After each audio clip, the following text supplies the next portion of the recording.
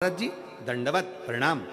महाराज ने पूछा, ब्राह्मण देवता ने, गुरु जी ने पूछा स्त्री से, तुम्हारा घर कैसा है? अरे महाराज पूछो मत ही, बारिश आ रही है ना, बारिश में इतना टेंशन है मुझको। मेरे घर में जगह जगह से पानी टपकता रहता है, बर्तन लगा लगा कर आती हूँ, बच्चे बिलखते रहते हैं, रात भर मुझे नींद नहीं आती, मैं बेचैन रहती हूँ, अपने आप को बहुत कोसती हूँ कि कहाँ का जन्म ले लिया। परिवार भी मेरा ऐसे रोते रोते निकल रहा है। बस गुरु ने समझ लिया। गुरु जी ने राजा से कहा, एक काम करो, इस भोजन बनाने वाली का मकान बनवाओ, इस भोजन बनाने वाली का मकान बनवाओ, इस भोजन बनाने वाली के लिए व्यवस्था अच्छी कर दो, फिर देखते हैं क्या होता है। भोजन बनाने वाली का मकान बन गया, व्यवस्था अच्छी हो गई, बच्चों को कपड़े मिल गए, आभूषण मिल गए, भोजन मिल गया। अब भोजन बनाने वाली ने जब भोजन बनाना प्रारंभ करा, राजा उस दिन से खुश रहने लगा, रानी उस दिन से खुश रहने लगी। बड़े दोनों आपस में बैठते बातचीत करते, बड़े प्रसन्न दिखते, चेहरे पर रौनक आ गई, रंगत आ गई, डिप्रेशन समाप्त, नींद जो चिड़चिड़ापन था वो समाप्त हो गया, जो पूरी रात की नींद चली गई थी वो अच्छी से नींद आने लगी। गुरु जी से पूछा, गुरुदेव ऐसा क्या हुआ? हमने तो केवल भोजन बनाने वाली का मकान बनवाया, हमने तो केवल भोजन बनाने वाली का बच्चों के लिए व्यवस्था करी और हमारे को बेचैनी मिट गई। गुरुजी ने कहा, जो भोजन बना रही थी वो दिन भर टेंशन में रे रे कर आटा उसनती है, सब्जी काटती है, सब्जी बगाड़ती है, और इतना टेंशन लेकर उसने भोजन बनाया, वो टेंशन खाने के माध्यम से तेरे शरीर के अंदर चले गया और वो चिंता तुझे खाने लगी। वो सुखी हो गई, तू सुखी हो गया। हमारा घर हमारा स्वर्ग है। घर में बहू भोजन बनाने वाली, घर में काम करने वाला व्यक्ति, घर में रहने वाला व्यक्ति। हमें अपना घर ऐसा नहीं बनाना कि झाड़ू लगाने वाले आई वो पूरे मोहल्ले का टेंशन हमारे घर में छोड़कर चली गई, बर्तन वाली आई वो पूरे मोहल्ले का टेंशन हमारे घर में छोड़कर चली गई, वो सब्जी भोजन बनाने वाले आया हमारे घर में पूरा टेंशन देकर चले गया। भोजन बनाने वाले से भी बात करो तो ऐसी बात करना, भैया प्रसन्न चित्त में भोजन बनाना, मुसद्दी लाल जैसे नहीं।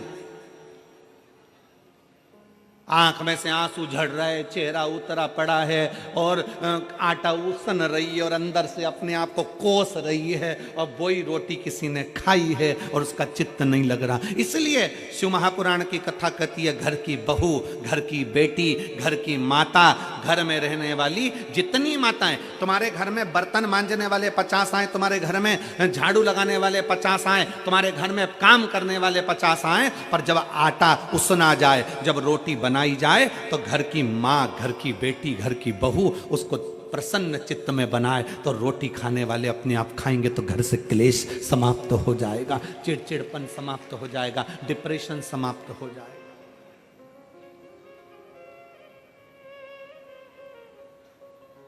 करिए, मना नहीं है। आपके घर में समय बिल्कुल मना नहीं है, पर भोजन परोसने का जब समय आए, भोजन बनाने का समय आए, उसमें थोड़ा बस भोजन बनाने वाला भी रखो, पर सब्जी का बघार मैं लगाऊंगी, रोटी तू बना, आटे में पानी में डालूंगी, भले इतना सा पानी डालूं पर प्रसन्न चित्त में डालूंगी। तू पूरी सब्जी बना, तू खीर बना, मना नहीं है, पर शक्कर में इतनी सी, भले 2 दाना शक्कर डालूं पर मेरे अपने हाथ से डालूंगी, प्रसन्न चित्त में डालूंगी। मैं घर की माँ हूं, मैं घर की लक्ष्मी हूं, मेरे घर की बहुएं इस घर की लक्ष्मी है, बेटियां हैं, वो डालेंगे इसमें शक्कर, भले 2 दाना डाले, भले इतना सा पानी डाले, भले इतना सा बगार का एक जीरा मात्र भी डाले, पर घर की बहू बेटी इतना सा डाले, बाकी का सब भोजन बनाने वाले। उसमें हमारे घर में एक निर्मलता का भाव आता है, स्नेह का भाव आता है, प्रेम का भाव आता है।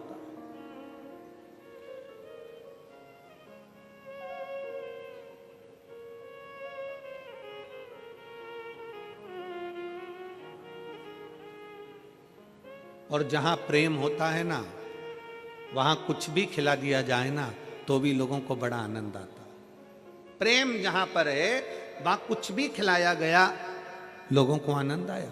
जहां प्रेम ही नहीं है, 56 भोग भी लाकर रख दिए, सीधे अक्रूर जी का चरित्र आता है।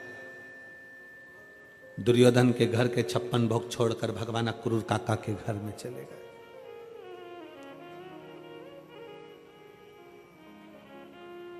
कौन? अक्रूर, जहां पर विदुरानी अक्रूर जी की पत्नी शंकर की परम भगत थी। शिव जी से बस केवल एक वर मांगा था उस अक्रूर जी की पत्नी विदुरानी ने कि एक बार द्वारकानाथ मेरे घर पर आए, एक बार नारायण मेरे घर पर आए, एक बार द्वारिकाधीश मेरे घर पर आए। यह अक्रूर जी की पत्नी ने शंकर जी से मांगा था, शिव जी से।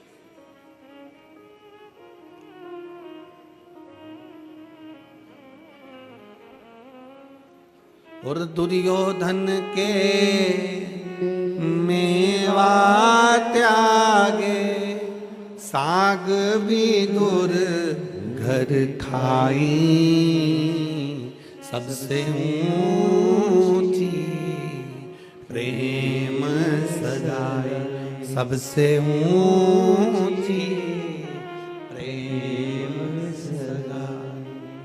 दुर्योधन के घर के मेवा त्याग कर भगवान कृष्ण द्वारकाधीश अक्रूर काका के घर पर आ जाते हैं। अक्रूर जी की यहाँ बिठाने के लिए नहीं था पलंग, नई पलंग बनी की बनी रह गई। टूटी पलंग पर अक्रूर जी की पत्नी ने भगवान को बिठा दिया।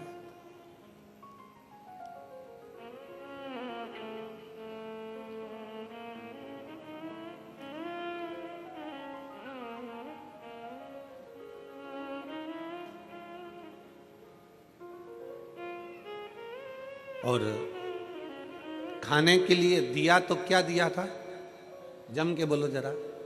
केले के छिलके, केला छीलती जाए, छिलका भगवान को दे दे, केले के अंदर की गिरी जमीन पे फेंक।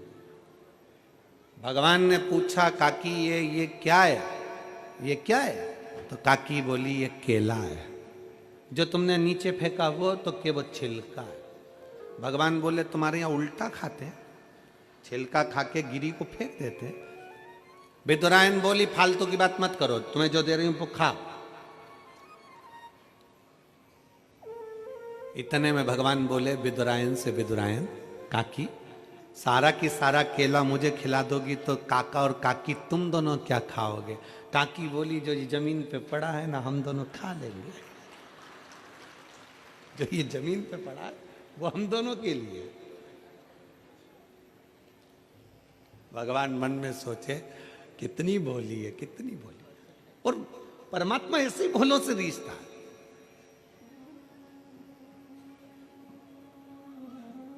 भगवान रीझता भी ऐसो सही है। भगवान को रिझाने का तरीका भी यही है। एक पत्र है,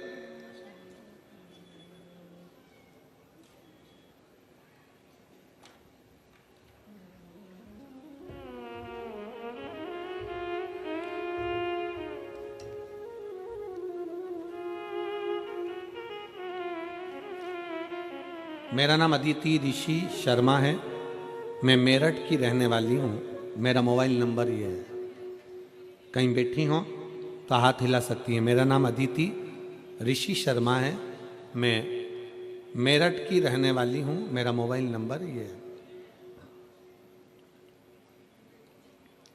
मेरी शादी को 5 साल हो गए थे। मैंने 5 साल से 10 से 11 डॉक्टरों को दिखाया। शादी के 8वें महीने से इलाज शुरू हो गया था, पर खूब पैसा लगाया। 7 से 8 लाख रुपए के नीचे आ गए। सभी डॉक्टरों ने मेरे नसें बंद बताई थी और टीबी की गांठ बता दी थी। इस कारण बस संतान प्राप्त नहीं हुई। नलों का ऑपरेशन भी बताया था। किसी ने मेरी कोख को ऐसा बता दिया कि बंधन कर दिया हो, पर शिव पुराण ये बंधन आदि को नहीं मानते।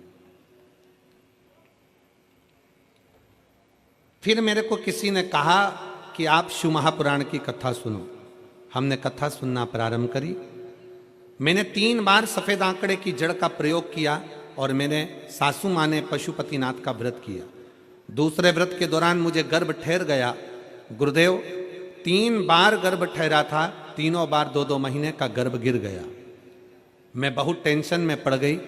मेरी सासू माँ ने मुझे फिर से आंकड़े की जड़ का पहनने का बोला और मेरी मौसी सीहोर गई, वहां से रुद्राक्ष लेके आई। उन्होंने मुझे बताया तांबे के लोटे में रुद्राक्ष को डालकर उसका जल पीना, महादेव को चढ़ाना, फिर उसके जल को अमृत समझकर पीना।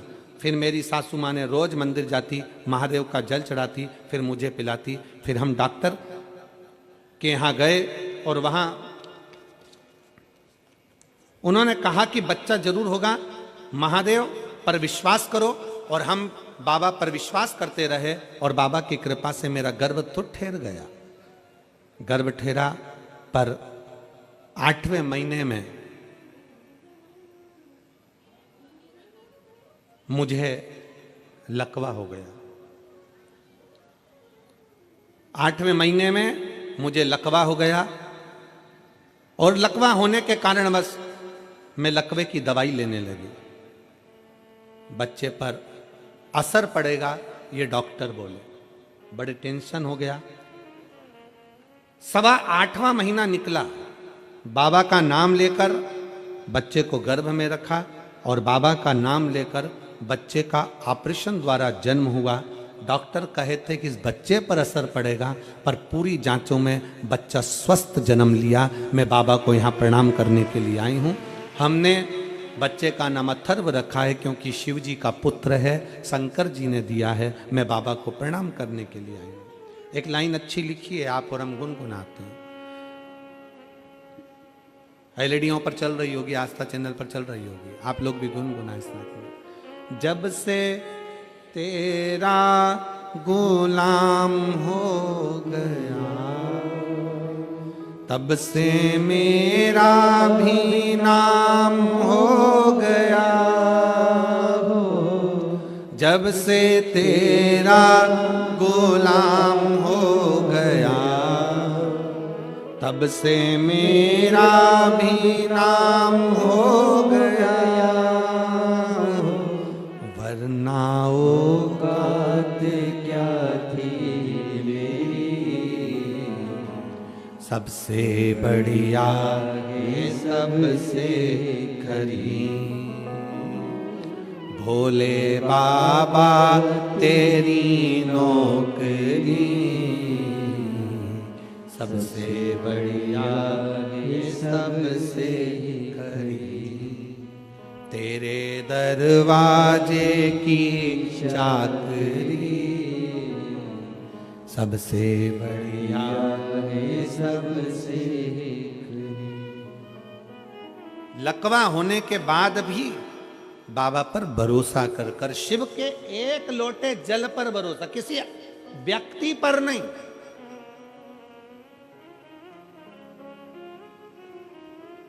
और फिर निवेदन है आपको व्यासपीठ के माध्यम से, सीओर वाले महाराज पर रत्ती भर भरोसा मत करो। भरोसा करो तुम्हारे एक लोटे जल पर और देव अधिदेव महादेव पर भरोसा करो, महाराज पर नहीं। जैसा तुम्हारा शरीर वैसा हमारा शरीर, जैसे तुम वैसे हम। तुम भी 2 रोटी खाने वाले, हम भी 2 रोटी खाने वाले। और फिर एक निवेदन है, याद रखो अपनी जिंदगी में, किसी कथाकार को, किसी संत को, किसी साधु को, किसी सन्यासी को, किसी तपस्वी को, किसी बाबा को, किसी जोगी को भगवान मत बनाओ। भगवान को भगवान रहने दो और इंसान को इंसान रहने दो। इंसान को इंसान रहने दो और भगवान को भगवान रहने दो। कथा सुनो, भगवान की सुनो। कथा का रसतत्व अपनी जिंदगी में उतारो।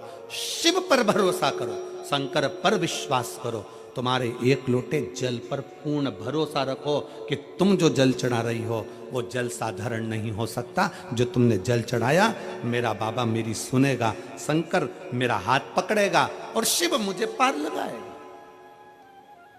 और कौन आएगा?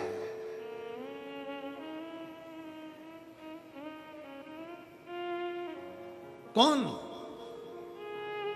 तुम्हें 2 लाख रुपए की जरूरत है, तुम्हें 3 लाख रुपए की जरूरत है, परिवार वालों के पास जाना है, मुझे 5 लाख की जरूरत है, दोगे क्या? देगा परिवार?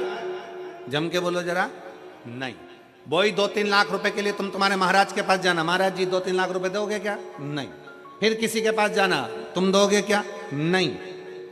वो 2-3 लाख रुपए कहीं से नहीं मिलेंगे, आपको अपना कर्म प्रबल करना पड़ेगा, अपनी मेहनत प्रबल करना पड़ेगी, अपना परिश्रम प्रबल करना पड़ेगा, अपने बल को बढ़ाना पड़ेगा और लगनता से काम करना पड़ेगा। शंकर को एक लोटा जल विश्वास के साथ चढ़ाओ, दुनिया साथ दे ना दे, एक दिन मेरा भोले बाबा, एक दिन मेरा शंकर ऐसी कृपा करेगा कि 5 तो जाने दो, 3 तो जाने दो, ढेर लगा देगा, ढेर।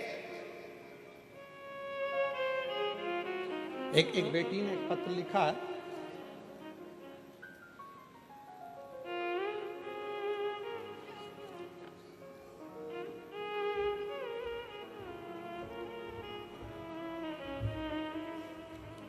मैं गौरव कश्यप निवासी प्रेमपुरी रेलवे रोड मेरठ की रहने वाली हूँ। कहीं बैठी हो तो हाथ हिला सकती है, अगर कहीं बैठी हो तो हाथ हिला सकती है। मेरा नाम खुशी कश्यप है, पति का नाम गौरव कश्यप है, निवासी प्रेमपुरी रेलवे रोड मेरठ उत्तर प्रदेश की रहने वाली हूँ। मेरा मोबाइल नंबर ये है। एक लोटे जल का मैं क्या वर्णन करूँ गुरुदेव। मेरी शादी 2022 में हुई थी। शादी के कुछ महीनों बाद मुझे एक ऐसी बीमारी ने घेर लिया, शायद ही देश में 4 से 5% महिलाओं को होती होगी। ये बीमारी ऐसी थी कि मेरे सिर के, मेरी भुकुटियों के सारे के सारे बाल उड़ जाते थे, जिसका फोटो मैं आगे लगा रही हूँ। पहले 1 नंबर का फोटो आप लोग उस पर देखेंगे, पहले नंबर का फोटो, जिस फोटो में उसके पूरे शरीर के बाल, पूरे केश, सिर के, भुकुटी के सारे के सारे बाल उसके उड़ गए। ये बीमारी कैसी थी, मेरे सिर के सारे बाल उड़ जाते थे, लेकिन गुरुदेव मेरे आईब्रो के भी बाल उड़ गए। परेशान थी, करूं तो क्या करूं। महिला की सुंदरता उसके बालों से होती है, ऐसा कहा जाता है। ऐसी बीमारी को देखकर मेरे पति, पापा, सभी परिवार वाले परेशान हो गए। मेरी बीमारी का इलाज निरंतर रूप से 1 साल तक चलता रहा। मेरठ में ऐसा कोई ही डॉक्टर छोड़ा होगा जिनके पास में इलाज नहीं करवाया हो। जो भी हम कमाते वो सब डॉक्टरों के पास में चला जाता, लेकिन इतना इलाज होने के बाद भी कोई परिणाम नहीं मिला। ऐसे में परेशान होकर मैं अपने फूफा जी से मिली थी। उन्होंने आपकी शिव महापुराण की कथा के बारे में बताया, और तुम रोज अपने फोन में कथा सुने, शिवालय में जाकर 1 लोटा जल चढ़ाओ, उसी जल का घर लाकर उसका आचमन कुंदकेश्वर महादेव के नाम से करो, उसी जल को सिर पर भी लगाओ। इसी बीच मेरे पापा सीहोर में गए और वहां जाकर मेरे लिए प्रार्थना करी। मेरी बेटी की शादी अभी नई हुई है, उसे इतनी बड़ी बीमारी हो गई, बाबा आप कुछ कृपा करो, बीमारी से मुक्त करो। अब जब भी कथा सीहोर में होगी, मैं अपने साथ अपनी बेटी को नमन कराने के लिए लाऊंगा, ऐसा बोलकर घर आ गए। लेकिन उसके बाद में और मेरे पति दोनों ही रोज साथ में मंदिर जाते। ऐसा करते हुए मुझे 3 महीने गुजर गए और मेरे महादेव बाबा ने अपनी कृपा बरसाना शुरू कर दी। आज मैं पूर्ण तरह से ठीक हो गई, मेरे पूरे सिर के बाल भी आ गए और मेरी आईब्रो भी वापस आ गई और बाबा की कृपा मुझ पर हो गई। ये शिव तत्व। अब दूसरा फोटो देखिए जिसमें उसके केश और वापस आ गए भुकुटी। ये दूसरा फोटो शिव तत्व है। कहीं बैठी हो तो एक बेलपत्र लेने के लिए आ सकती हूँ। मैं यजमान परिवार को धन्यवाद देती हूँ जिन्होंने मेरठ में हमें शिव महापुराण कथा सुनने का मौका दिया। मैं गोयल जी और बंसल जी आपको साधुवाद देता हूँ उसके लिए बहुत बहुत। लाइन अच्छी लिखी है, आप और हम गुनगुना लेते हैं एक बार। खाली ना जाता कोई दर से तुम्हारे, खाली ना जाता कोई दर से तुम्हारे, मैं भी खड़ी हूँ नन्ही बाहें पसारे, अपने हृदय से लगा लो गिरा जा रहा हूँ, उठा लो भोले अपने दर से अब तो ना टालो, गिरी जा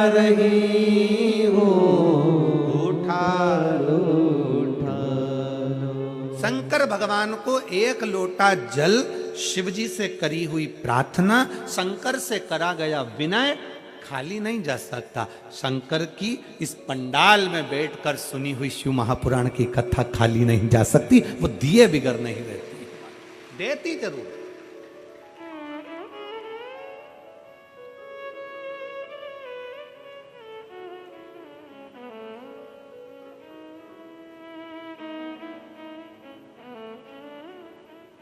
हम आपसे पूछें, अगर मान लो हम तो आपको कभी मिले नहीं, कभी आपसे पर्सनल हमारी कोई बात नहीं होती, मिलना हुआ कभी आपसे? नहीं, कहीं आपसे मिलना जुलना कहीं नहीं हुआ। टीवी के माध्यम से, कथा के माध्यम से आप लोग कथा में आते हैं, कथा के पंडाल में पहुंचते, ना आप हमें मिले ना हम आपको मिले, केवल कथा। जब कथा आपको हमसे जोड़ सकती है तो इतना विश्वास मानकर चलना कि कथा शंकर से भी जोड़ सकती है, शिव से भी जोड़ सकती है। श्रीमद् भागवत कथा किस किसने सुनी है? हाथ उठाओ जरा। सबने सुनी है भागवत जी? रख लो, वापिस दल लो। भागवत में सुना? रुक्मणी जी कभी भगवान कृष्ण से मिली थी क्या? जम के बोलो जरा। नहीं। भगवान कृष्ण कभी रुक्मणी से मिले थे? नहीं, कभी नहीं मिले। बस रुक्मणी जी अपने पिता भीष्मक जी के पास में बैठती थी और कोई राजभवन में आता था राजा भीष्मक के पास, तो वहां आकर कहते थे हमने द्वारका नाथ के बारे में ऐसा सुना है, हमने कृष्ण के बारे में ऐसा सुना है, हमने कृष्ण के बारे में ऐसा सुना है। रुक्मणी जी ने मन से कृष्ण को वर लिया, ऐसा वरा रुक्मणी जी ने भगवान कृष्ण को वर लिया और रुक्मणी जी ने भगवान कृष्ण को अपना पति मान लिया। अब पति मान लिया तो भगवान कृष्ण को रुक्मणी को लेने आना ही पड़ा, क्योंकि रुक्मणी जी ने कृष्ण को वर लिया था, वर लिया, कृष्ण को अपना मान लिया।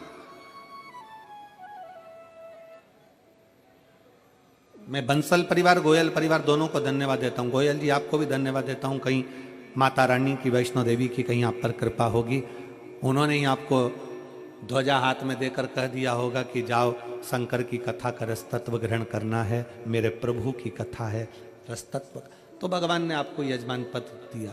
मैं बंसल जी आपको धन्यवाद देता हूं। कल हमारी चर्चा चल रही थी तो बंसल जी बता रहे थे कि हमारी धर्म पत्नी बाबा की कथा में इतनी लीन रहती कि हम दोपहर में 2 बजे भोजन करने आते थे तो पहले कह देती थी जरा रुक जाओ, 1-1.5 घंटे बाद में भोजन दूंगी, कथा चल रही है।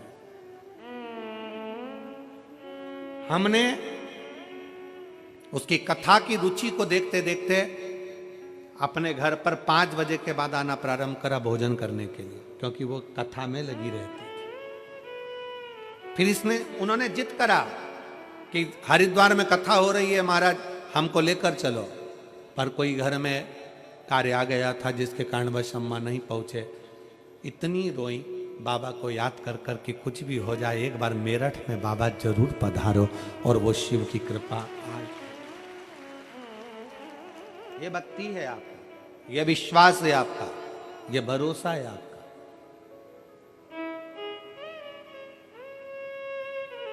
कल एक गलत मैसेज लोगों के बीच में डाल दिया गया कि भगदड़ हो गई, ये हो गया, वो हो गया, गलत मैसेज लोगों का। जितने शिव भक्त बैठे थे उन सब के घरों से लोगों के पास में फोन आया, जब उन्होंने दिल से कहा कि हम तो कथा सुन रहे हैं, पंडाल में बैठे हैं, खूब तिल्ली का लड्डू खा रहे हैं, बाबा का गुणगान गा रहे हैं, कोई कमी नहीं, कोई कमी नहीं। और मैं आप सबसे पूछूं, ईमानदारी की बात बताना, सत्य की मूर्ति शिव के सामने बैठे हो, रत्ती भर तकलीफ आई है कहीं? दोनों हाथ उठाकर बोलो एक बार, कहीं रत्ती भर तकलीफ आई? खूब प्रेम से भोजन हुआ, भोजन भंडारा कैसा बनाया जजमानों ने, अच्छा बनाया। भक्तों ने, मेरठ के जितने भक्त हैं उन लोगों ने भी आकर कुछ तो प्रसादी पवाई होगी आप लोगों को, अच्छा लगा ना? दोनों हाथ उठाकर एक बार भाव से हर हर महादेव। प्रशासन ने कितनी जोरदार व्यवस्था करी, एक बार दोनों हाथ उठाकर ताली बजाकर साधुता दीजिए पूरी प्रशासन के लिए, धन्यवाद। इसको कहते हैं। और उसके बाद भी बस केवल बात वो नहीं है, बात जो भगदड़ की फैलाई गई वो इसलिए फैलाई गई क्योंकि उसके घर के लोग अंदर नहीं बैठ पा रहे थे। दिक्कत तो वहां अड़ी पड़ी थी ना कि जेवर और तेवर घर नहीं छोड़ के आए, तकलीफ तो वहां अड़ी पड़ी थी। शिव तत्व में शंकर की भक्ति है। और मेरी जीजियों और मेरे जीजाओं, मेरी बेटियों, मेरे बेटाओं, इतना विश्वास तो हम भी शंकर पर करते हैं कि मेरा ये कथा किसी इंसान की नहीं है, ये कथा उस ओगड़दानी की है, ओगड़नाथ की है। इंसान की कथा होती ना तो हम कह सकते थे, पर भगवान की कथा पर इतना भरोसा तो लेकर बैठते हैं कि वो बाल बांका नहीं होने देता। वो शिव है, वो शंकर, ओगड़ी है। गलत सोच, गलत विचार, गलत दृष्टि, और तुमने दिल से सुना है। ए मेरठ के भक्तों, शिव भक्तों, पूरे पंडाल में, पूरे ग्राउंड में कहीं पांव रखने की जगह नहीं, रोडों पर लोग बैठे हैं। उस शिव भक्ति को देखो कि तुमने दिल से सुना है। शायद मैं यहाँ के पुलिस प्रशासन को भी एक बात जरूर कहूँगा कि आपके नगर में बहुत कार्य हुए होंगे और आपकी ड्यूटी भी बहुत लगी होगी, पर ऐसे शिव भक्तों को आपने रात भर ठंड में कांपते हुए और शिव पुराण की कथा का इंतजार करते नहीं देखा होगा। ऐसे शिव भक्त नहीं देखे होंगे जो ठंड में इंतजार कर रहे हैं कि सुबह 8 बजेगी, 8 बजे मुझे कथा में बैठना है, 8 बजे मुझे कथा सुनना है, और सब अपनी अपनी झोली पसार कर आखिरी दिन की कथा श्रवण कर कर जाते हैं। और ये विश्वास है हमारा कि 3 महीने में तुम्हारा पत्र इस व्यासपीठ पर आता ही है। विश्वास के साथ सुनते हो, भरोसे के साथ सुनते हो, दृढ़ता के साथ सुनते हो। शिव कथा को अपने दिल में रखो, अपने हृदय में। यहां सुनी, यहां से निकाल दी, बच्ची कुची कपड़ा में झटकार दी ना। शंकर की कथा सुनने के लिए आए हो तो दिल रखकर, और वैसे तो आप सब इतने भाव रखकर, अगर भाव नहीं होता तो रात भर ठंड में कौन कांपता है? रात भर ठंड में कौन बैठता है? आपका विश्वास दृढ़ था, आपका भरोसा पक्का था, इसलिए शंकर जी की इस अविरल कथा को आप श्रवण कर। और खाली ना जाता कोई, सब बोलो जितने पंडाल में बैठे हो, दर से खाली ना, दर से मैं भी खड़ी हूँ नन्ही बाहें बसा, अपने हृदय से लगा लो, लगा लो, गिरा जा रहा हूँ, उठा लो, उठा लो, भोले अपने दर से अब तो ना टालो, गिरी जा रही हूँ, उठा लो, उठा लो। एक विश्वास रखकर शंकर को पाइए। पार्वती जी ने विश्वास रखा था, अक्रूर जी की पत्नी, उनका विश्वास था। विदुर जी की पत्नी, विदुर जी के दरवाजे पर भगवान आए और विदुरानी केले का छिलका दे रही है, विदुर जी की पत्नी केले का छिलका दे रही है, और भगवान विदुर जी की पत्नी का केले के छिलके को भी प्रेम से पाते हैं। विदुर जी की पत्नी जब विदुरायन देती केले का छिलका, क्योंकि विश्वास था। रुक्मणी जी से भगवान कृष्ण कभी नहीं मिले, भगवान कृष्ण से रुक्मणी जी कभी नहीं मिली, पर रुक्मणी ने अपने कथा में सुन रखा था कि कृष्ण ऐसे हैं, उनको पाने की ललकता बढ़ गई। कथा जब इंसान तक पहुंचा सकती है तो कथा तुम्हारे मन की बात शंकर तक भी पहुंचा सकती है, उससे कह सकती है। किसी आडंबर में नहीं जाना, किसी के भरोसे नहीं रहना, हम तो बाबा के भरोसे चलते हैं भोले बाबा के भरोसे चलते हैं। ये दुनिया वाले जलते हैं, ये दुनिया वाले जलते हैं। भोले बाबा के भरोसे चलते हैं, भोले बाबा के भरोसे चलते हैं। डमरू वाले के भरोसे चलते हैं, डमरू वाले के भरोसे चलते हैं। ओ काशी वाले के भरोसे चलते हैं, काशी वाले के भरोसे चलते हैं। हम तो बाबा के भरोसे चलते हैं, हम तो बाबा के भरोसे चलते हैं। ये दुनिया वाले जलते हैं, ये दुनिया वाले जलते हैं। ये दुनिया वाले जलते हैं, ये दुनिया वाले जलते हैं। ओ घड़दानी के भरोसे चलते हैं, ओ घड़दानी के भरोसे चलते हैं। सीहोर वाले के भरोसे चलते हैं, सीहोर वाले के भरोसे चलते हैं। भोले बाबा के भरोसे चलते हैं, भोले बाबा के भरोसे चलते हैं। बड़े भाव से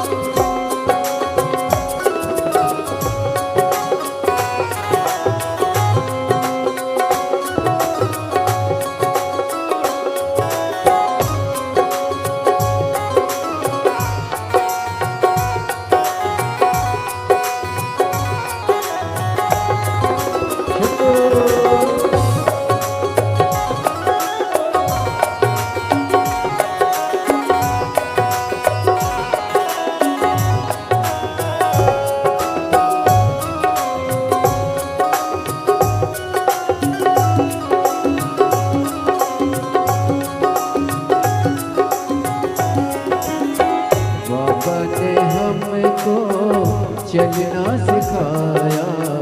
बाबा ने हमको चलना सिखाया।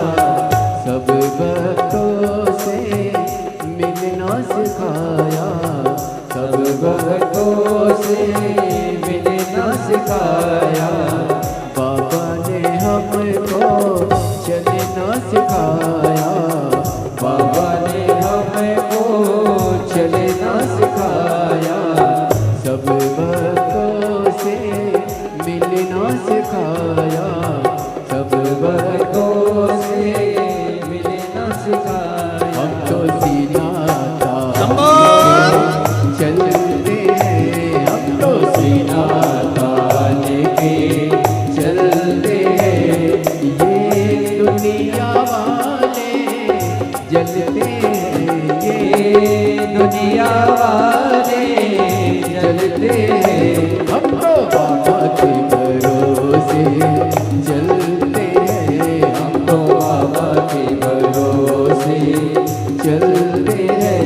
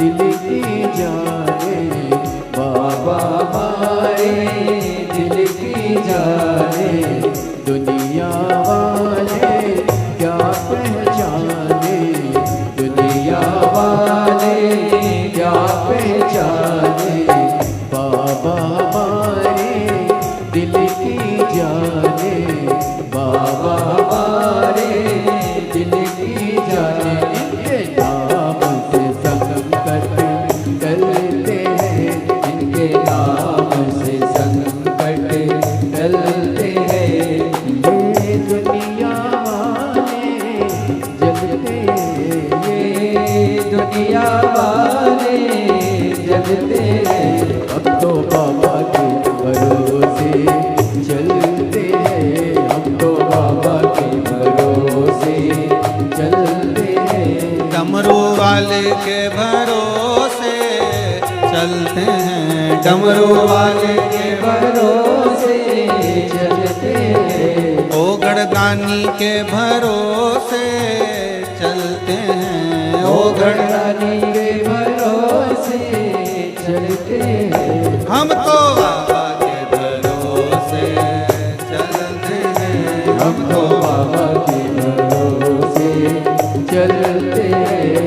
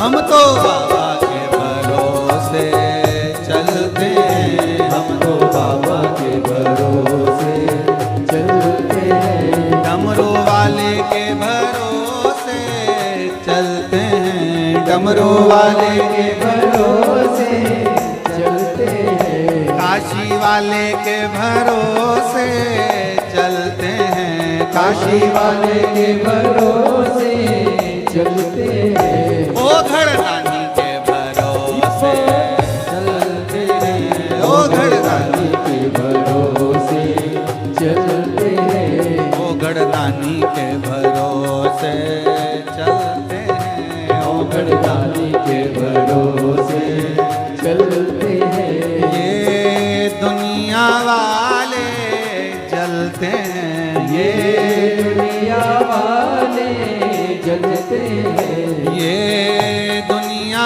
वाले जलते हैं ये दुनिया वाले डमरू वाले के भरोसे चलते हैं, डमरू वाले के भरोसे चलते हैं, काशी वाले के भरोसे चलते हैं, काशी वाले के भरोसे चलते हैं, कुबेर भंडारी के भरोसे चलते हैं, कुबेर भंडारी के भरोसे चलते हैं, डमरू वाले के भरोसे चलते हैं, डमरू वाले के भरोसे चलते हैं। आर महादेव।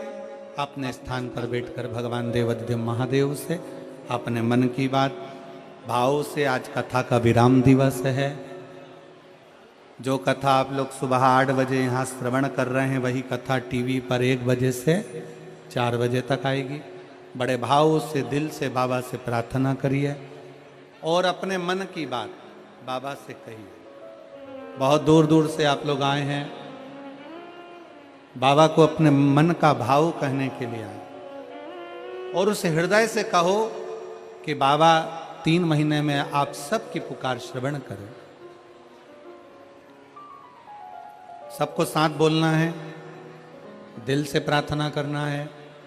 जो खड़े हैं वो भी बैठकर प्रार्थना करो। आज कथा का विराम दिवस है। हम भी प्रयास करेंगे कि कथा में 2 बार प्रार्थना करने का आज का मौका मिले आपको, जिससे आप 2 बार बाबा से अपने मन के भाव को कह सकें। सब लोग साथ में बोलें और बाबा को अपने मन का भाव कहें।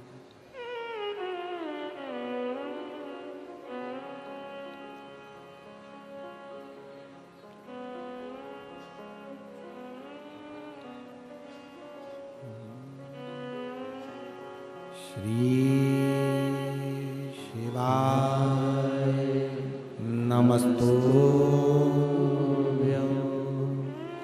श्री शिवाय नमस्तुभ्यं। श्री शिवाय नमस्तुभ्यं। श्री शिवाय नमस्तुभ्यं। श्री शिवाय नमस्तुभ्यं।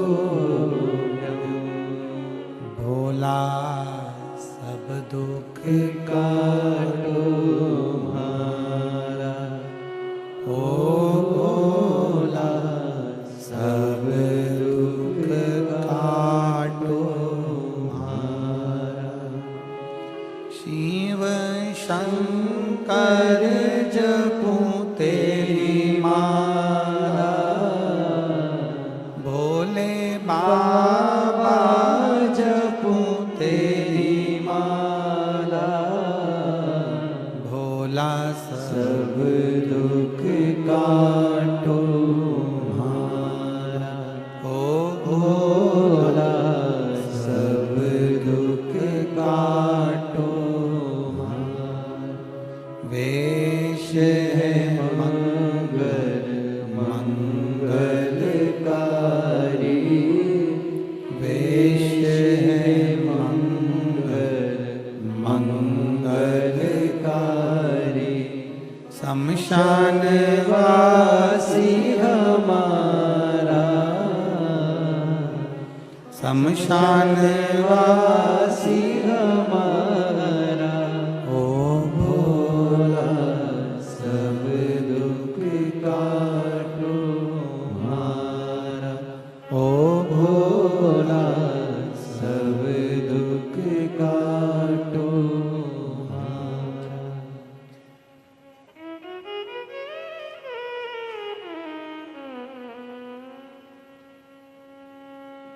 भगवान देवाधिदेव महादेव, शिव उगड़दानी, त्रिकालदर्शी, कैलाशी, अविनाशी शंकर, एक अक्षत का दाना, एक विश्वास से शिव अपने हो जाते।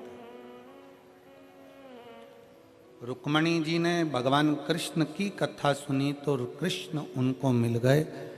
शिव महापुराण की कथा सुनना मतलब शंकर को अपना बना लेना और अपन शंकर के हो जा।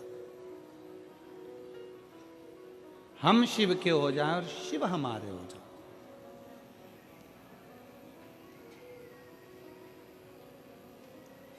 अच्छा एक बात बताओ, अगर भगवान शंकर मिल गए तुमको, मान लो मिल गए, तो तुम शंकर जी का हाथ पकड़ोगी कि शंकर जी तुम्हारा हाथ पकड़ेंगे?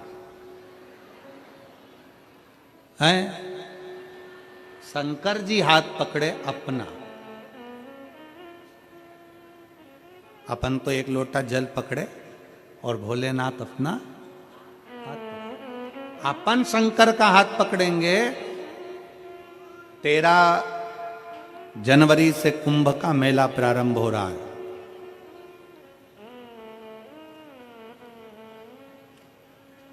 दस फरवरी को कुंभ के मेले में भी शिव महापुराण की कथा है त्रिवेणी संगम पर।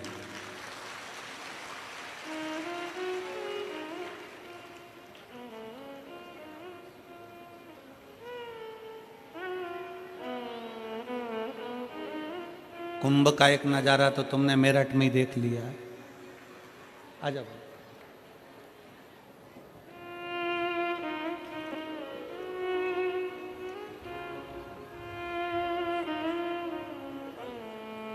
ठीक है बेटा, मालाना प्रारंभ हो गया ना।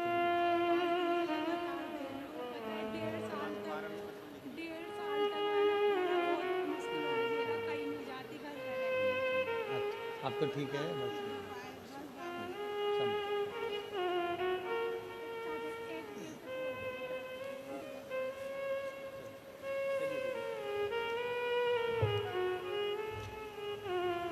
इस बेटी के पूरे भुकुटी के बाल, सिर के बाल सब चले गए थे बीमारी में। 1.5 साल से इलाज करा कर थक गई थी। तब आखिरी में शंकर का एक लोटा जल सारी समस्या का शिव का। तो 13 जनवरी से कुंभ का मेला प्रारंभ हो जाएगा। 10 फरवरी से 16 फरवरी तक कुंभ के मेले में 7 दिन। प्रयागराज में अभी तक 7 दिन की कथा प्रयाग वालों को नहीं मिली थी, जो इस साल महाकुंभ के अवसर पर 10 फरवरी से 16 फरवरी तक मिली है।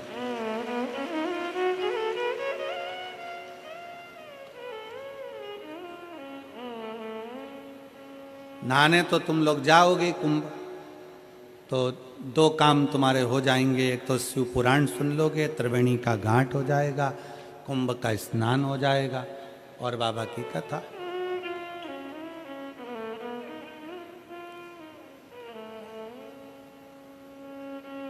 अब कुंभ के मेले में जाओ तो बच्चा तुम्हारा हाथ पकड़ा है और तुम बच्चे का हाथ पकड़े हो, दोनों में अंतर है। हम बाबा का हाथ पकड़े शंकर जी का और शंकर जी अपना हाथ पकड़े, दोनों में अंतर है। हम शंकर जी का हाथ पकड़ेंगे तो हो सकता है कि भीड़ में हाथ छोड़ जाए, पर जब बाप अपने बच्चे का हाथ पकड़ता है तो कितनी भी भीड़ हो छूटने नहीं देता। वो पिता है, जगत का दाता।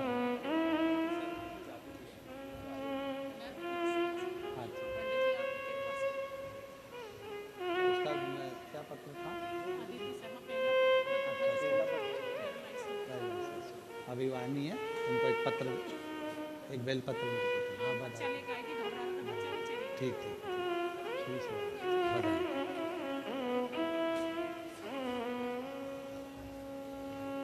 हम अपना हाथ भगवान शंकर को पकड़ा दें, हम शिव के हो जाए और शिव हमारा।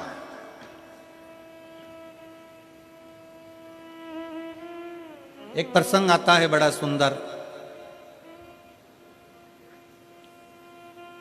विनायक का सिर कट गया था और पार्वती जी गंगा जी से प्रार्थना करती हैं कि गंगा तू मेरी बड़ी बहन है,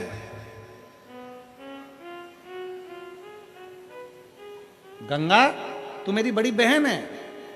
पार्वती जी कहती हैं गंगा मेरे बेटे का सिर कट गया, अगर गंगा मेरे बेटे का अगर मस्तक वापिस जुड़ गया तो तुझे 1.25 लाख दीप का दान करूंगी मैं, 1.25 लाख दीप दान करूंगी। और भगवान ने ऐसी कृपा करी कि विनायक के सिर पर धड़ पर हाथी का मस्तक लगाकर भगवान ने जोड़ दिया। अब माता पार्वती जी ने शंकर भगवान से विनय करी कि प्रभु चलो दिया लगाना है अपने को गंगा जी के घाट पर। शंकर भगवान बोले तो मेरे सामने लगा दे, गंगा तो मेरे सिर पे। वो फिर वही वाली लाइन आ गई ना कि सारे तीर्थ धाम आपके चरणों में, हे भोलेनाथ प्रणाम।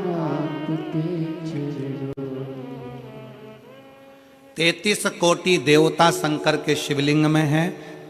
सारी देवियां 64 योगनियां सारी माताएं शंकर के शिवलिंग में है। सारे नाग किन्नर गंधर्व पितर अप्सरा सब शंकर के शिवलिंग में है। सारे ग्रह राहु केतु शुक्र शनि सब शंकर के शिवलिंग में है।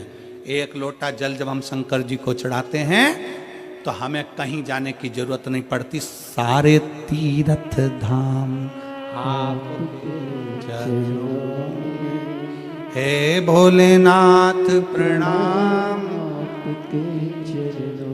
शिव जी को जल चढ़ाना मतलब सारे तीर्थों का आनंद प्राप्त कर लेना। अब कई लोग कहते हैं गुरुजी एक लोटा जल हम शंकर जी को चढ़ाते हैं, उनका आचमन करते हैं, इसमें इतना क्या बला जाता है? आखिर शंकर के चढ़ाए गए जल में ऐसा क्या है कि वो अमृत बन जाता है, रोग मुक्ति हो जाती है, शरीर ठीक हो जाता है? शिव के चढ़ाए गए जल में ऐसा है क्या? शंकर के चढ़ाए गए जल में ऐसा क्या फल है? उसमें सारे देवताओं का वास है, सारी औषधियों का वास है। शंकर को महामृत्युंजय कहा गया, जो मृत्यु को भी जीत सकता है। महामृत्युंजय शंकर, सब कुछ उसमें बसा। कहा पार्वती जी ने कहा नहीं भोलेनाथ जी चलो गंगा जी के घाट पर दीप दान करना, 1.25 लाख दीप। शंकर भगवान के चल।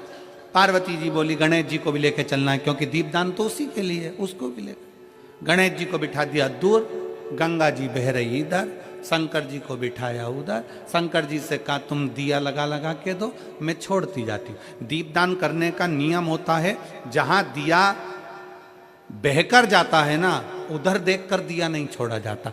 जहां से नदी बहकर आ रही है ना, अगर नदी इधर से आ रही है तो दीपदान करने के लिए हमें उधर मुंह करना पड़ता है नदी की ओर। जहां बहकर जा रहा है उधर नहीं देखते, जहां से बहकर आ रही है उधर देखकर दिया छोड़ा जाता है। शंकर जी पीछे बैठे, पार्वती जी को दिया देते जाए, पार्वती जी छोड़ती जाए। पीछे गणेश जी बैठे थे, वो भी खसक खसक के धीरे धीरे धीरे धीरे गंगा जी में पांव डालकर बैठ गए पीछे। अब इधर पार्वती जी उधर मुंह, शंकर जी का उधर मुख, गणेश जी का इधर। शंकर जी दिया लगा कर दें, पार्वती जी गंगा जी में छोड़े, गंगा जी में बहता हुआ गणेश जी के पास पहुंचे, गणेश जी सूंड से पकड़ के वापिस रख ले।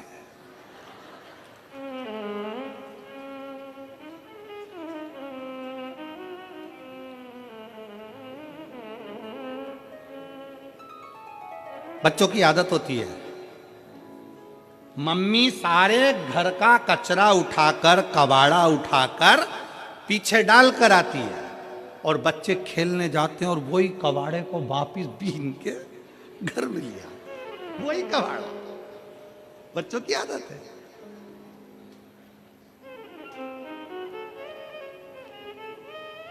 और फिर मम्मी चिल्लाएगी मैंने एक टूटी गाड़ी पीछे पटक दी थी, मैंने सामान पीछे पटक दिया, कौन लेकर आए? अब मम्मी चिल्लाए तो चिल्लाए किसको? बच्चे को तो कोई असर पड़ता नहीं है। सुनाती किसको है? भेरू को। सुनाए किसको? भेरू को। जगदम्बा बोले तो भेरू सुने, अब वो भेरू को बोले, पति को बोले मैं इतना सामान उठा उठा के थक गई, काम कर करके थक गई, इतना फैला रहा इतना फैला रहा, मैं उठाऊं बार बार उठाऊं, ना जाने कौन कहां से ला कर दे देता है। दादी भी चुप, दादा भी चुप, बच्चा खेलने में लगा और पति सुनने में लगा और जगदम्बा धड़धड़ाने में लगी। और वो बोले, और होता है शादी का 1 साल पति बोलता है, पत्नी सुनती है। शादी का दूसरा साल पत्नी बोलती है, पति सुनता है। शादी के बाकी के साल पति पत्नी दोनों बोलते हैं, पूरा मेरठ सुनता है। होता है। अब वो बोले, ये कचरा मैंने फेंक दिया था, कौन उठा कर लाया? अब शंकर भगवान दिया देते जाएं, पार्वती दिया छोड़ती जाएं, माता गंगा जी के घाट पर दिया लगाती जाए। अब दिया छोड़ते छोड़ते छोड़ते छोड़ते छोड़ते 1.25 लाख दिए को छोड़ते हुए सुबह से शाम हो गई। पार्वती जी शंकर जी से बोली, भोलेनाथ इतने दिए छोड़ दिए पर समझ में नहीं आ रहा ये दिया कैसे बढ़ते जा रहा। शंकर भगवान बोले, पार्वती एक बार ब्रह्मा जी कह रहे थे भगवान विष्णु से कि दान करने से बहुत बढ़ता, तू दान कर रही ना दीप का, इसलिए बढ़ रहा है। तो पार्वती जी शंकर जी से बोली, तुम जल्दी जल्दी दो। अब इनको क्या मालूम था पीछे और जल्दी पकड़ लेगा। दिया इकट्ठा हो गया। थोड़ी देर बाद शंकर जी के पांव के पास में गणेश जी की सूंड दिखी दिया रखते हुए। तो शंकर भगवान ने पार्वती जी से कहा, तू पूछ रही दिया कहां से बढ़ रहा है, ये देख तू छोड़ रही है और तेरी औलाद पकड़ रही है। तू छोड़ रही है, ये तेरी औलाद पकड़ रही। पार्वती जी गणेश जी के पास में आ गई। गणेश जी से कहा, बेटा गणेश ये तुम क्या कर रहे हो? गणेश जी बोले, मैया सारे के सारे बह कर जा रहे थे, मैंने सबको पकड़कर किनारा दे दिया। सबको पकड़ा, किनारा दे दिया। पार्वती जी गणेश जी से बोली, रे गणेश इस संसार सागर में, भव सागर में कितने बह कर जाएंगे तो किस किस को किनारा देगा? गणेश जी कहते हैं, माँ जो एक बार शिव महापुराण की कथा में आ गया ना, उसको तो मैं हाथ पकड़कर किनारा दे दूंगा। हाथ पकड़कर किनारा दे दूंगा। ये शिव महापुराण की कथा है जिसका इंतजार स्वयं गणेश जी करते हैं। रिद्धि सिद्धि स्वयं चवण दुलाती है। ये वो शिव महापुराण की कथा है जिसके इंतजार में षडानंद कार्तिक बैठे रहते हैं। ये वो शिव महापुराण की कथा है कि ब्रह्मा जी भी अपनी लेखनी को रोक देते हैं। जब शिव महापुराण की कथा को श्रवण करना होता है, भगवान नारायण शेषनाग की सैया पर उठकर बैठ जाते हैं। जब शिव महापुराण की कथा को सुनना होता है, इंद्र का आसन छोड़ देते हैं, वरुण अपना सिंहासन छोड़ देते हैं। ये वो शिव महापुराण की कथा है जिसको लोग दिल से श्रवण करते हैं तो अपनी झोलियां खुशियों से भर लेते हैं। ये वो शिव महापुराण की कथा, ये वो कथा है। इस कथा का ना पत्रिका छपती है, इस कथा का ना पंपलेट छपता है, इस कथा का ना प्रचार होता है, इस कथा का ना किसी को जाकर चावल दिया जाता है, इस कथा का ना किसी के दरवाजे पर जाकर कहा जाता है कि कथा में आना, कथा में आना। ये कोई नहीं कहता। इस कथा का तो बस लोगों के मन में सूचना मिल जाती है कि कुबेरेश्वर धाम से कुबेर भंडारी पोथी लेकर आ गया और दुनिया के लोग दौड़ दौड़ कर शिव महापुराण की कथा में पहुंच जाते हैं। कथा श्रवण, ना पत्र है, ना व्यवहार है, ना सीहोर से कोई मैसेज, ना सीहोर से कोई तुम्हारे पास फोन कि आओ कथा में। पर भगवान की लगन तुम्हारे भीतर है।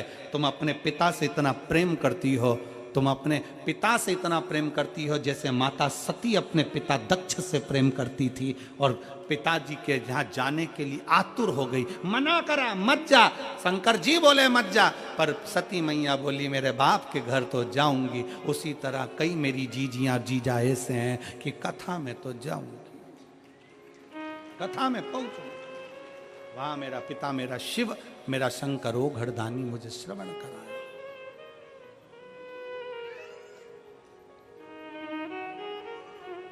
और जरूरी है जी, शिव तत्व जरूरी है।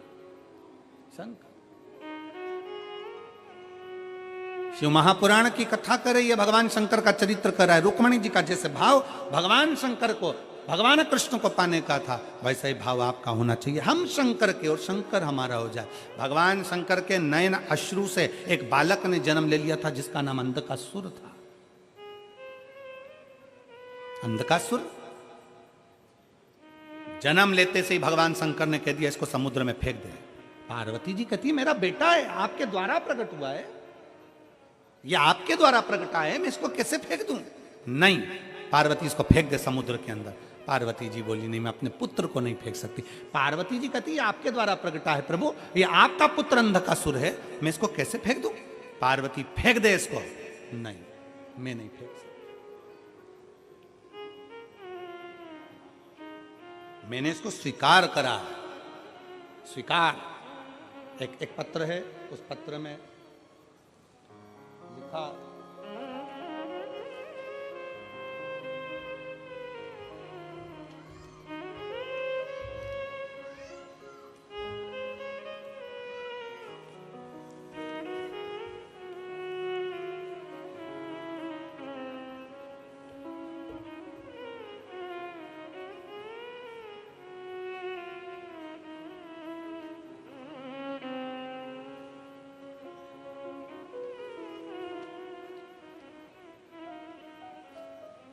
मेरा नाम पल्लवी कुमारी है, पिता का नाम पन्नालाल गुप्ता है, माता का नाम लक्ष्मी कुमारी है, भाई का नाम पुष्कर कुमार है। मेरा कहीं बैठे हों तो एक बेलपत्र लेने के लिए आ सकते हैं। इसमें गांव का नाम कहीं लिखा नहीं है।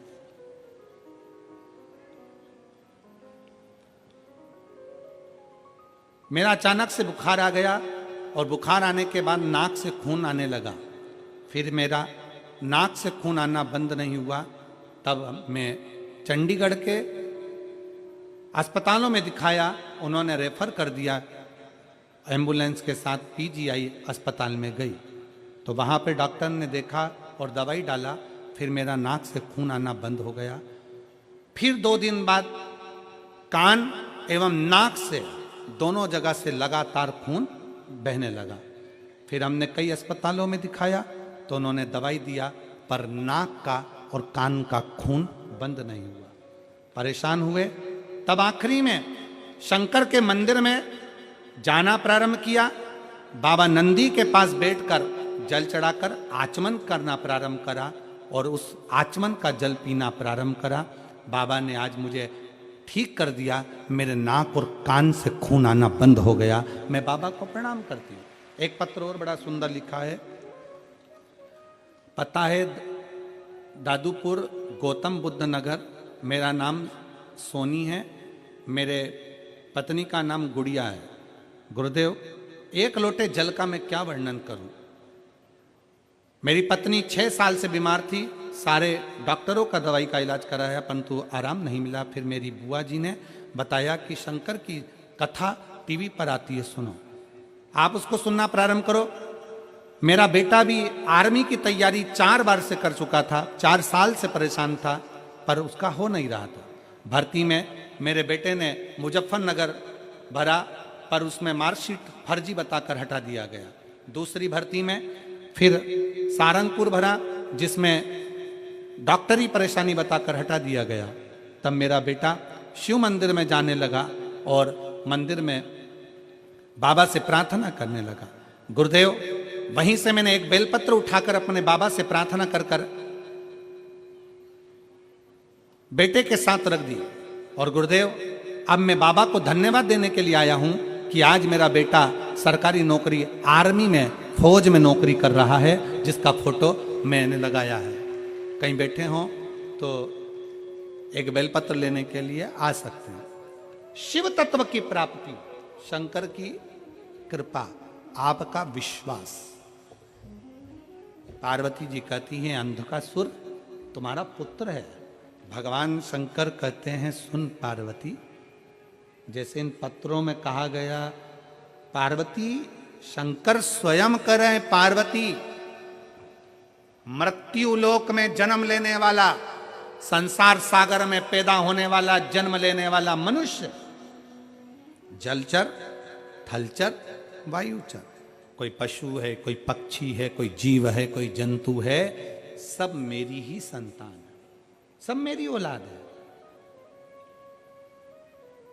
प्रभु, तो फिर आपको तो अंधकासुर को संभालना चाहिए। आपको अंधकासुर को संभालना चाहिए। भगवान शंकर कहते हैं पार्वती, संसार सागर में जन्म लेने के बाद मनुष्य अपने कर्म को भोगता है। जब दुख की घड़ी होती है, जब मुझे पुकारता है, तो मैं उसके दुख को मिटाने के लिए उसके दरवाजे पर पहुंचता हूं। पार्वती, जब सुख रहता है ना मनुष्य के पास में, तब वो मेरा स्मरण नहीं कर पाता, तब मेरा स्मरण नहीं कर पाता। शिव महापुराण की कथा कहती है,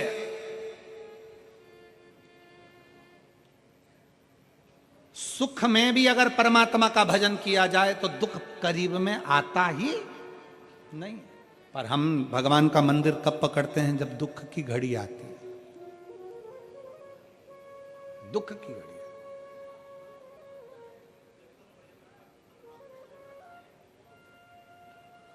कितना सुंदर कहा है कि दुकान चल रही है ना जब तक, तब तक पत्नी के जेवर भी बनवा दो।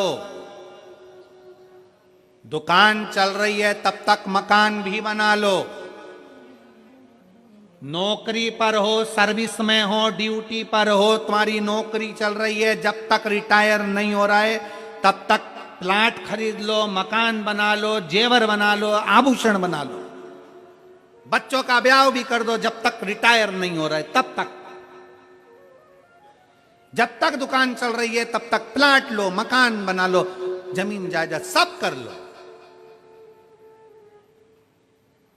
और जब रिटायर हो जाओगे उसके बाद फिर नहीं कर पाओगे। दुकान अभी चल रही है तो फिर प्लाट ले लो, जेवर बना लो, दुकान नहीं चलेगी फिर नहीं कर पाओगे। उसी तरह अभी शरीर चल रहा है तो शिव पुराण सुन लो, रिटायर हो गए तो कहां सुन पाओगे।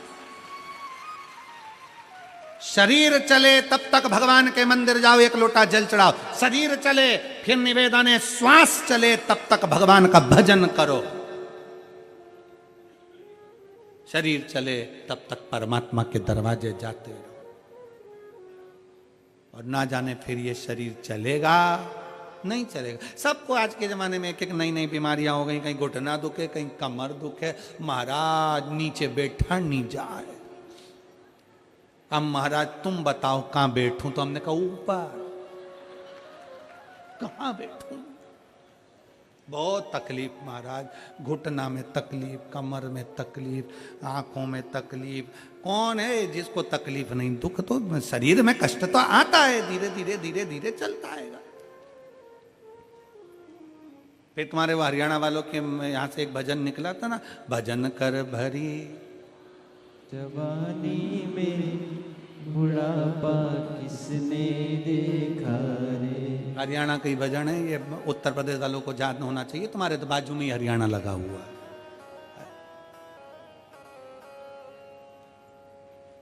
और बुढ़ापे में क्या है इसमें? बुढ़ापे में है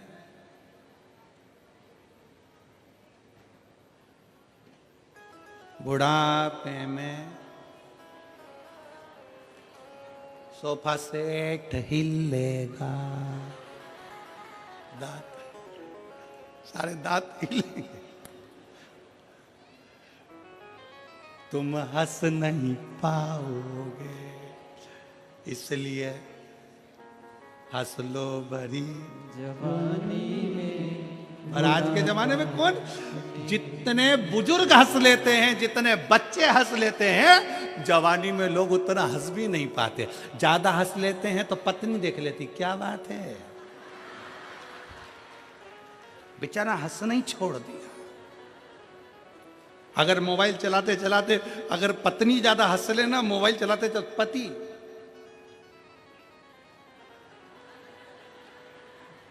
हंस, बेचारा बचपन में हंस ले, बुढ़ापे में हंस ले, पर जवानी में, शादी में भी अगर पति गया है ना तो बेचारा मुसद्दी लाल जैसा रहेगा। और अगर ज्यादा हंस लिया, पत्नी को पता, बस वो खाती खाती पत्नी देख ले हंसता हुआ, और पति ने देख लिया, जगदम्बा ने मुझे देख लिया है, उसके बाजू में आके खड़ा हो गया एकदम मुंह उतार कर, और पत्नी फिर गाड़ी पे बैठी घर जाते समय, कौन थी? कौन थी? अब डिप्रेशन में पड़ गया, चिंता, क्या करे अब? सावधान इंडिया, जवान सब सावधान। बुढ़ापे में सोफा सेट हिले, तुम हंस नहीं पाओगे, जनकर भरी जवानी में ये मौका मिला मुस्कुराने का।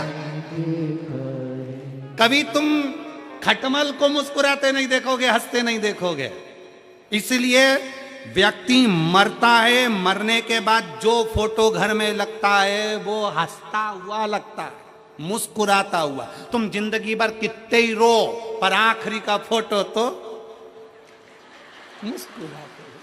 मुस्कुराता हुआ फोटो। कितने भी जिंदगी में रो, पर आखिरी का फोटो में तो तुम जितने बुजुर्ग उनकी टोपी और एक चेन बाकायदा बनाई जाती है, और दादाजी मुस्कुराते। तो फोटो में मुस्कुराने से अच्छा है ओरिजिनल जिंदगी में मुस्कुरा कर जियो, ये मौका फिर नहीं मिलने वाला। मुस्कुरा, बोल बम का नारा है, सारी समस्या का हल श्री शिवाय। मुस्कुरा, ये जीवन फिर ना मिलने वाला, कहां मिलेगा?